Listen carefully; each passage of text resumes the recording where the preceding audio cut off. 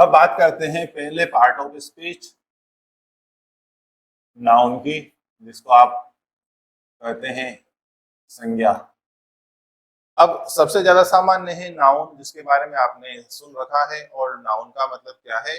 संज्ञा। तो आप देखिए कि नाउन से हम क्या लेते हैं। तो आप सबसे पहले तो ये हमारी जो पुरानी जो डिफिनेशन है, जो आप बचपन से पढ़ते आए हैं और आपने यही पढ़ा हुआ है, a noun is a name for a person, place और थिंग। यानी किसी व्यक्ति, वस्तु, स्थान के नाम को हम क्या बोलते हैं? उसको हम बोलते हैं नाउन। हिंदी में भी कहते हैं व्यक्ति, वस्तु, स्थान के नाम को हम बोलते हैं नाउन, यानी संज्ञा कहते हैं।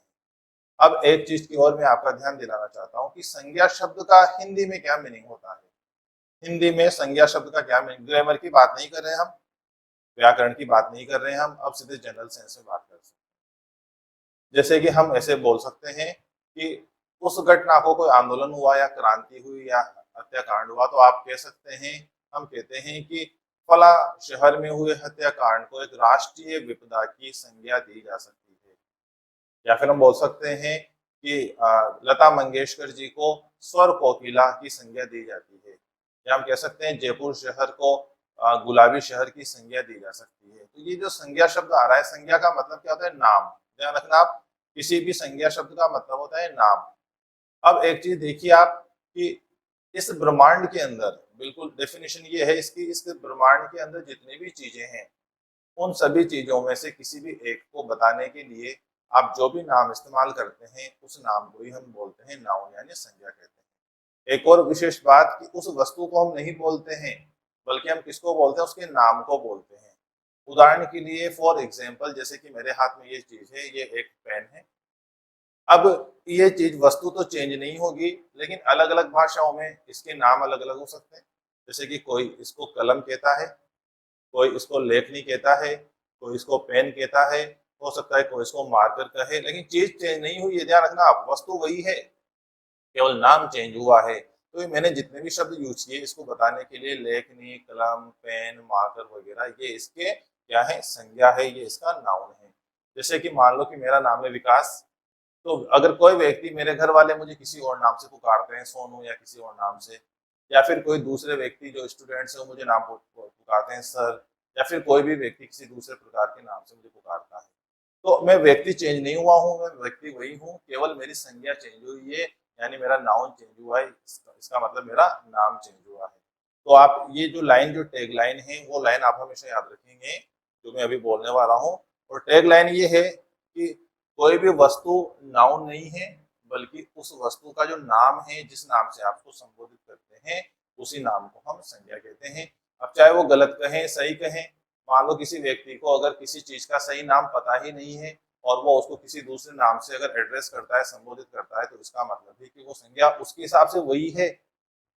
अलग अलग भाषाओं में, अलग अलग संस्कृति में, अलग अलग स्थानों पर चीजों के नाम चेंज हो जाते हैं, तो इसका मतलब नाउन चेंज हुआ है, वो वस्तु चेंज नहीं हुई है। तो विस्तृत अर्थ में देखिए, अब आप नाउन की डेफिनेशन क्या रहेगी, आप पहले हिंदी में बताता हूँ मैं आपको, फिर इंग्लिश में बताऊंगा आपको। देखो आप कि इस ब्रह्मांड में स्थित सभी प्रकार की सजीव या निर्जीव, पहली कैटेगरी, चाहे वो जिंदा हो चाहे वो मृत हो, तो सजीव या निर्जीव जो कैटेगरी है। इसके अलावा जो दृश्य अदृश्य चीजें हैं, चाहे आपको दिखती हो चाहे नहीं दिखती हो, चाहे वो मूर्त या अमूर्त हो, चाहे उनका भौतिक अस्तित्व हो चाहे उनका भौतिक अस्तित्व नहीं हो, इस इनमें से किसी भी वस्तु को बताने के लिए आप जिस शब्द का इस्तेमाल करते हैं, उसी को हम बोलते हैं नाउन, उसी को नाउन कहा जाता है। अब इसमें एक बात ध्यान रखना आप, कि किसी भी चीज को नाम देने के लिए जरूरी नहीं है आप उसको देख पाए या महसूस कर पाए। जैसे इस कमरे में, जैसे इन दीवारों के बीच में हवा विद्यमान है। अब आप हवा को देख तो नहीं पा रहे हैं, लेकिन आप इस आसपास जो भी चीज वो हवा है, उसको हम क्या नाम दे रहे हैं कि इन दीवारों के बीच में क्या है? हवा है। तो नहीं देखने के बावजूद भी आप उसको एक नाम दे रहे हैं, और वो नाम क्या है? हवा। इसी तरह जैसे हम बोलते हैं सोल, आत्मा, तो हम सभी के अंदर आत्मा है, ऐसा माना जाता है सभी जीवों के अंदर, लेकिन किसी ने उसको देखा नहीं, किसी ने उसको महसूस किया नहीं, फिर भी उस चेतना को, या फिर वो जो भी जिसको आप सोल कहते हैं, उसको बताने के लिए एक नाम बताया गया है, तो उसको नाउन कहते हैं। तो किसी भी चीज को बताने के लिए, चाहे वो निर्जीव हो, सजीव हो, किसी प्रकार की हो, उसको बताने के लिए शब्द को हम नाउन कहेंगे। तो सजीव, निर्जीव, मूर्त, अमूर्त, और दृश्य अदृश्य, सभी चीजों के लिए। तो अब आप देखिए कि जो हमारी जो परंपरागत जो परिभाषा थी इसकी, और वो परिभाषा क्या थी? व्यक्ति, वस्तु, स्थान। अब व्यक्ति वस्तु स्थान में तो आपने 3 चीजों तक लिमिटेड कर दिया नाउन को, लेकिन नाउन के अंदर 3 चीज से बढ़कर भी बहुत सारी चीजें होती हैं। जैसे इनके अंदर भावनाएं शामिल होते हैं, गुण अवगुण शामिल होते हैं, अवस्थाएं शामिल होते हैं, मानसिक संप्रत्यय शामिल होते हैं। तो बहुत सारी अलग अलग प्रकार की चीजें भी इसमें शामिल होती है, जिसको जनरली आप व्यक्ति वस्तु स्थान में शामिल नहीं करते। तो हम आगे बढ़ते हैं और थोड़ा सा लिखते हैं इसमें। पहले तो वही बेसिक डेफिनेशन लिखेंगे। Noun is a name for a person, place और थिंग। संज्ञा एक व्यक्ति, वस्तु या स्थान का नाम होता है। विस्तृत अर्थ में कहें, इन ब्रॉड सेंस, विस्तृत अर्थ में, a noun is a name for anything, कोई भी ऐसी चीज that is present in the universe, जो कि इस ब्रह्मांड में विद्यमान है। Present in the universe whether it is, चाहे यह लिविंग जीवित हो या फिर नॉन लिविंग निर्जीव हो, चाहे यह दृश्य यानी विजिबल हो, देखने लायक हो, और इनविजिबल हो, और चाहे ये कॉन्क्रीट यानी मूर्त अमूर्त जिसको बोलते हैं, चाहे ये कॉन्क्रीट हो या फिर ये एब्स्ट्रैक्ट हो, उसको हम नाउन कहते हैं। यानी हम कहें तो विस्तृत अर्थ में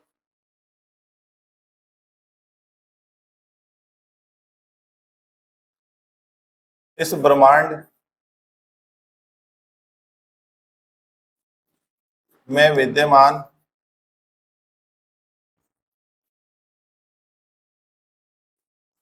कोई भी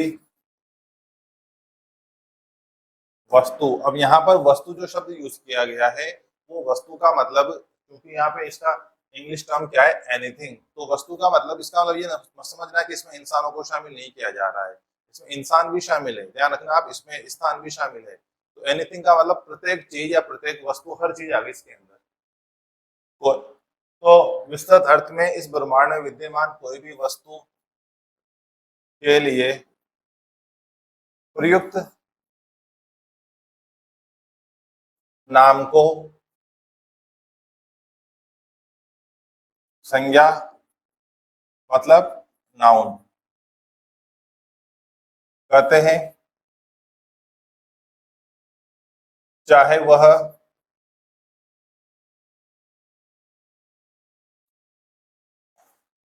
जीवित हो या मृत, नहीं निर्जीव, मृत तो नहीं, जीवित हो या निर्जीव, सजीव हो या निर्जीव, सजीव लिखना चाहिए, जीवित तो अलग चीज होगी, सजीव, चाहे वो सजीव हो या निर्जीव,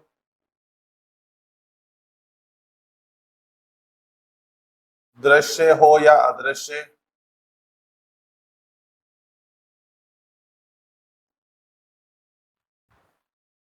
और मूर्त हो या अमूर्त।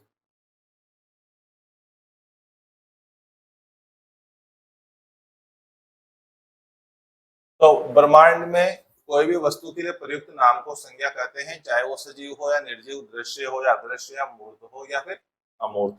अब इस हिसाब से जो एग्जाम्पल रहेंगे वो इस हिसाब से चलेंगे। अब इसमें बहुत सारी वैरायटी ऑफ थिंग्स आपको शामिल करनी पड़ेगी। जैसा कि आपने जान लिया, पहले हम नाउन की जो परंपरागत परिभाषा देखते थे तो वहां पे केवल राम, महेश, सुरेश, इस तरह से इंसानों के नाम, एक दो जगह के नाम और वस्तुओं के नाम डाल देते थे। लेकिन अब इसमें वैरायटी रखनी पड़ेगी, आपको बहुत सारी ऐसी चीजों के नाम भी डालने पड़ेंगे जिनको आप अब तक नाउन में शामिल नहीं करते आए थे। तो आप जब इनके एग्जाम्पल लिखेंगे तो एग्जाम्पल में काफी ज्यादा वेराइटी देखने को मिलेगी आपको। देखो आप जैसे कि शुरू वहीं से करते हैं, राम, महेश, सुनीता, जयपुर, इंडिया, ट्री, वस्तुओं में भी ले लेते हैं, tree, book, pen, person, student, doctor. अब यहाँ तक तो बिल्कुल सामान्य चीजें हैं जो आप देखते आए हैं। अब कुछ स्पेशल तरह के जैसे कि भावनाएं वगैरह, जैसे ऑनेस्टी, ब्यूटी, कॉवर्डिस। कॉवर्डिस का मतलब होता है कायरता। इनसे आप ये भी साथ में ये भी समझते जा रहे हैं कि आगे हम इनमें क्या क्या चीजें शामिल करेंगे। तो ये ब्यूटी, ऑनेस्टी, कॉवर्डिस ये गुणों के नाम है, तो इसके अंदर गुणों के नाम भी आएंगे। मेंटल कॉन्सेप्ट भी इसके अंदर आ जाएंगे, जैसे आइडिया, प्रॉब्लम। ये मेंटल कॉन्सेप्ट के मानसिक क्रिया है। इसमें अवस्थाएं भी आ जाएंगी, जैसे चाइल्डहुड, यूथ। कुछ कुछ एक एक दो दो हम इसमें ऐड करते हुए जाते हैं। इसके अंदर एक्शंस भी आ जाते हैं, जैसे कि लाफ्टर, हंसी, और स्माइल, एटसेट्रा। तो इस तरह से वेराइटी ऑफ थिंग्स को शामिल करते हुए हमने इसके एग्जाम्पल लिखे। का मतलब क्या है, ब्रह्मांड में किसी प्रकार की चीजों को, चाहे वो मूर्त हो, अमूर्त हो, दृश्य हो, अदृश्य हो, तो आप इन चीजों को, या फिर वो सजीव हो या निर्जीव हो, इनको हम नाउन में शामिल करते हैं। आगे बढ़ते हैं।